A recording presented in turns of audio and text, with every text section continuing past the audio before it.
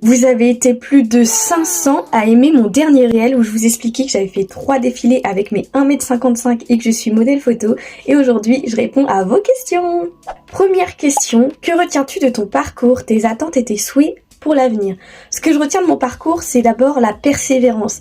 J'ai eu beaucoup de refus et pourtant, je suis ici et j'ai le mérite de dire que j'ai fait 3 défilés cette année, un petit 4e qui arrive à la fin d'année.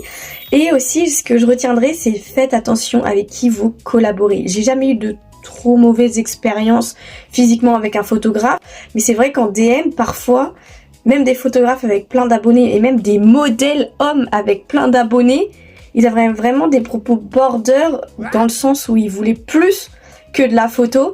Et donc voilà, si vous ne sentez pas un photographe, un modèle, etc., n'y allez pas surtout. Le nombre d'abonnés sur Instagram, ça veut pas dire que la personne est une bonne personne. Et ce que je retiens aussi, c'est qu'il faut savoir se surpasser, il faut savoir oser et ne pas avoir peur du regard des autres. Parce que moi, je fais des contenus assez artistiques, comme vous le voyez, et pourtant, bah ça me gêne pas de le faire et au contraire j'aime me différencier. Mon projet pour l'avenir ce serait éventuellement de monétiser ma passion parce que non, je ne vis pas du modèle photo, je ne vis pas des défilés, je ne suis pas rémunérée. Mais du coup ce que j'aimerais c'est éventuellement postuler à des agences commerciales pour faire des pubs. Deuxième question que j'ai eue, comment as-tu trouvé ton agence? Comment s'est passé le recrutement? Abonnez-vous à plein de modèles et de photographes dans votre région.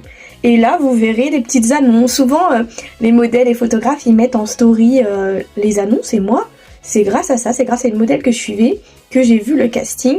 J'ai passé 2 castings, un casting virtuel et un casting dans la vraie vie. Pour le casting virtuel, il fallait envoyer 2 vidéos. Une vidéo sur un catwalk lent et une vidéo sur un catwalk rapide, des polas et des photos de nous, plus nos mensurations. Et pour le casting dans la vraie vie, on avait rendez-vous dans un bar-hôtel, il me semble, au Havre.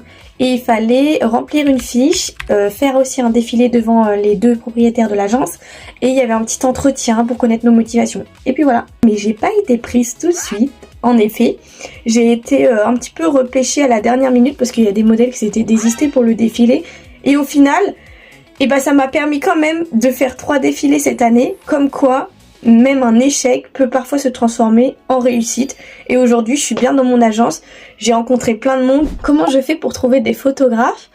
Alors, il y a plusieurs techniques. C'est notamment de regarder les comptes de modèles photos. Du coup, si vous en connaissez, mais si vous partez de zéro, et bah n'hésitez pas à regarder les concours de Miss, il existe plein de concours de Miss. Généralement les comités collaborent avec des photographes. Ça peut vous permettre de trouver des photographes dans votre région. Et sinon la Creative Community, encore une fois, elle est chère à mon cœur, il y a un canal exprès pour les photographes et vidéastes, mais bon,